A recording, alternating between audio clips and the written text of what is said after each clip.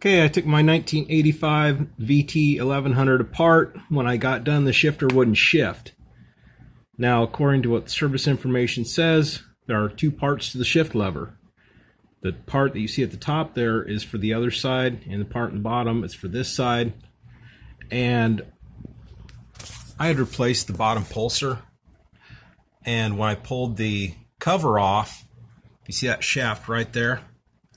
I believe it pulled it out and the teeth became out of time at that point. Well, I put it back together, went to ride it, and all I had was shifted up into second gear. Then I couldn't get it to go down or up or any other direction. It was just jammed up. And after a little bit of research, this is what I found out, that it was out of time. So took the cover off. I don't know if you can see anything inside here. I will shine my little camera up inside there. But the service information says, oh, you got to pull your clutch off, you got to tear this all apart, blah, blah, blah. What I did is I took that crank, or the oil pump gear off, took the pump off, not the pump, but the gear off, to get that chain out of the way. And then once I did that, and I wiggled the other side so it wasn't in a bind, I could pull that out and get it back into time, which I did. And I don't know if I can show you. I'll try to look and see back in there, but it's really hard to see it from this side. And the angle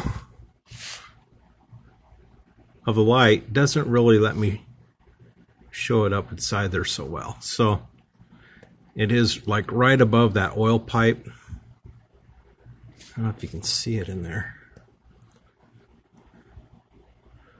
Yeah, you can't quite see it, because right there is the oil pipe, and you can catch the tooth right there. You can see the top one is enmeshed with the bottom one right above that little tiny oil pipe that's behind that gear shift selector. Well, that's what you're looking at. And mine was way the hell off. You see how the left one lines up with the top one there? That's how it's supposed to fit in there. And you can kind of see it. But yeah, what I did is I pulled off the cover, pulled off the oil pump gear, and I could slide the shaft out, and it will drop out of the housing on the back side. No worries. That's when you move you go over to the selector side, and you move it down to where it's going to mesh up with you. And then you just slide it back in and mesh it in. And once it's all the way in, then you're good to go. So I'm at the point where I can put this back together. Yes, I ordered the tool because you got some kind of funky nut in there to take off the clutch. So I've got a tool coming from England, 30 bucks down the drain, because I think I already fixed it.